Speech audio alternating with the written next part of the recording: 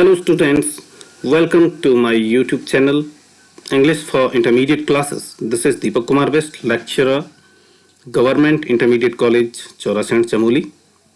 Today we are going to proceed to the second lesson of the book Flamingo. The name of the chapter is Lost Spring, Stories of Stolen Childhood by Anish Jung. The first story included in this Lost Spring is a story of a boy Sahib who lives in Simapuri. Simapuri is situated at the outskirts of Delhi. It's a slum area. Now, first story, sometimes I find a rupee in the garbage, goes like this. Why do you do this? I ask Sahib, whom I encounter every morning scrounging for gold in the garbage dump of my neighborhood. Sahib left his home long ago, set amidst the green fields of Dhaka.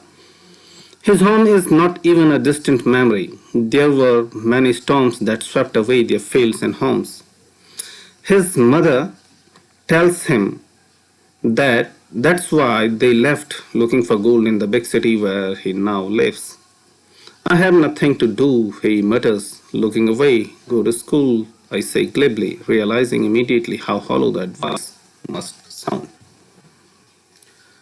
Now, the little boy, the writer lives in the Simapuri outskirt of Delhi region. This is the region which is a slum area. And every morning the writer sees a young rag picker boy who visits the garbage dump near her house and searches for gold in it. The writer says he searches for gold. That means it is a symbolical, it is a metaphor, or we can say she uses this ironically, because although the garbage dump is full of useless things, waste materials thrown away by people, still the boy, like Sahib, shuffles it so interestingly as if he will get something as precious as gold from it. Sahib is a slum boy who is a rag picker.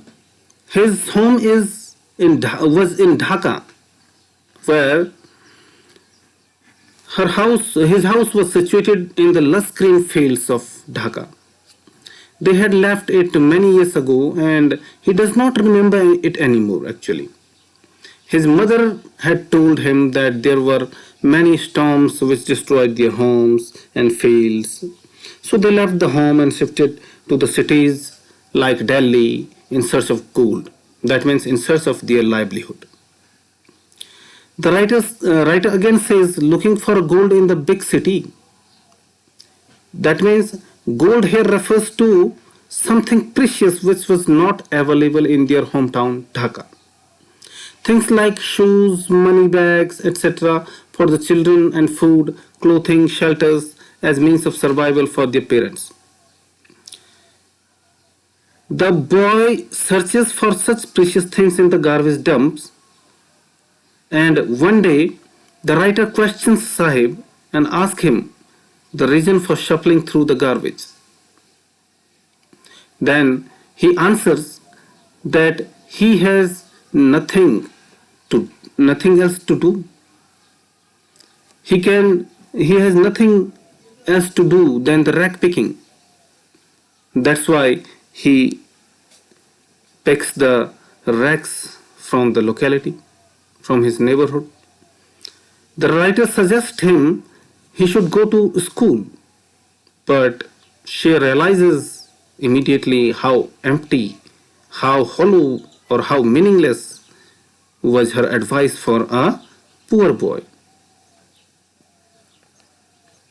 Next.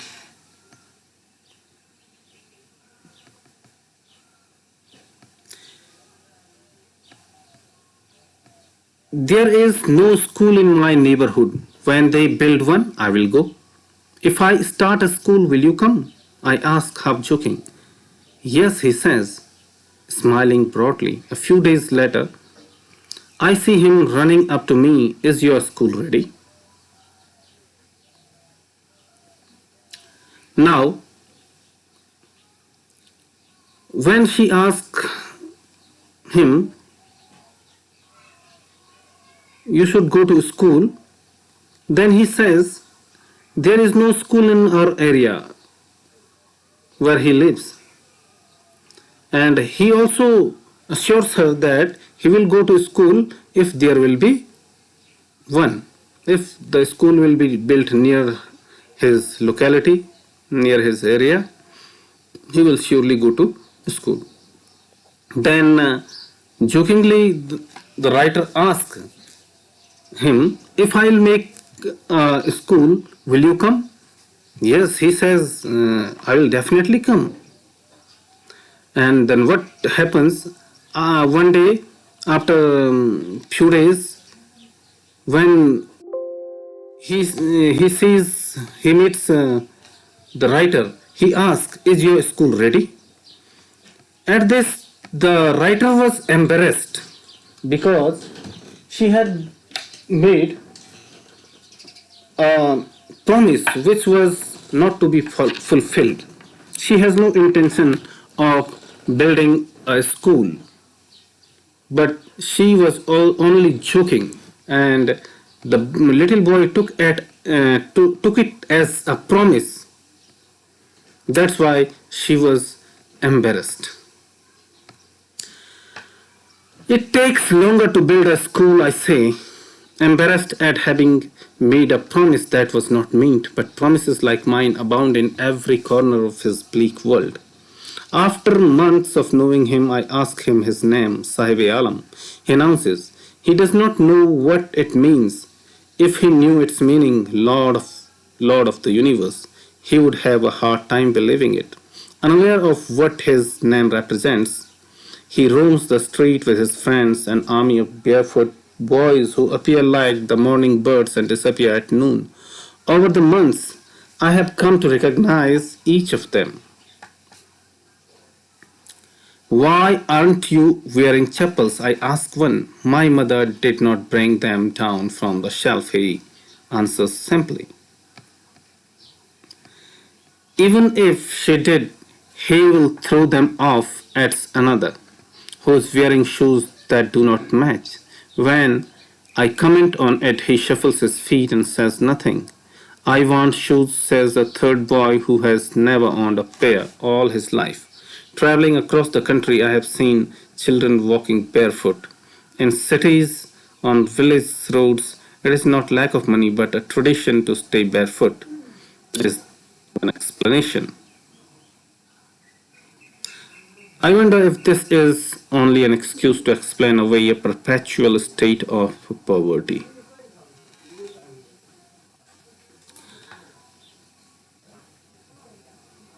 Now, she was embarrassed at the promise which was not meant for fulfilling. But she she also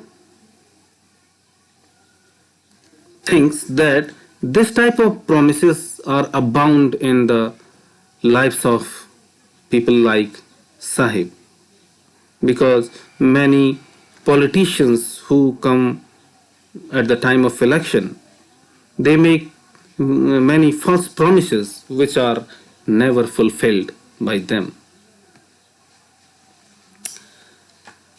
So the writer had known Sahib for a few months when she asked him his name one day. He replied as if he was making an announcement that his name was Sahib-e-Alam.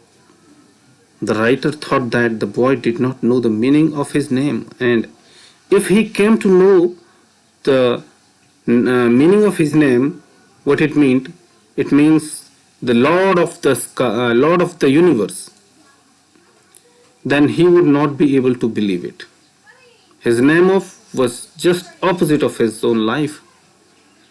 He was a rag picker. He belongs to the lowest strata of our society, and his name was the Lord of the universe. That means King of the universe. This is very antithetic, ironical. He went around the street with a group of friends who were barefoot. It was like an army who did not wear any footwear. They appeared in the morning searching for the gold in the garbage dumps, and they are like morning birds, and they disappears at noon when they go to their homes. The writer could recognize all of them as she had seen them for the past few months. One day, the writer asked one of them that why he was not wearing any footwear. The boy simply replied that his mother did not get them down from the shelf. As they were beyond his reach, he did not wear them. Next boy says, then another boy says, who is also wearing different shoes in each foot. And he said that even his mother would have given him the footwear, he would have thrown it away, that he would not wear it. He meant that the boy was not wearing footwear because he did not want to wear one. The writer asked the second boy the reason for wearing different shoes in each foot.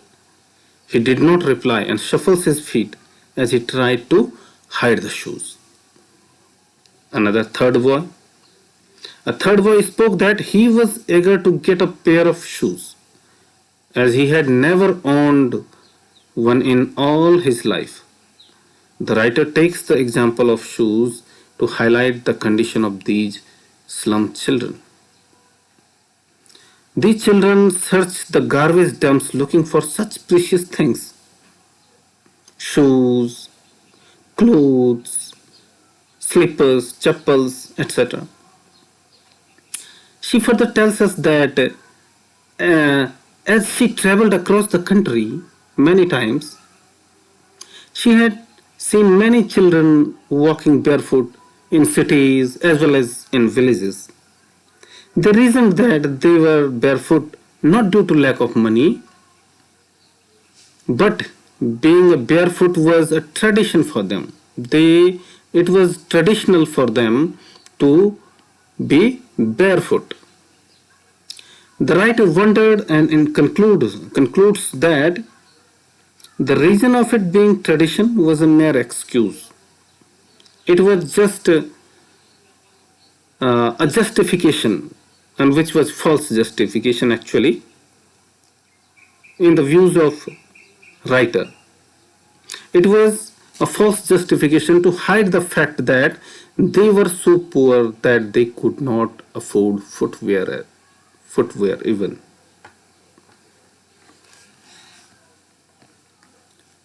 That's it for this video. In the next video, I will explain the next paragraph. Till then, thank you and goodbye.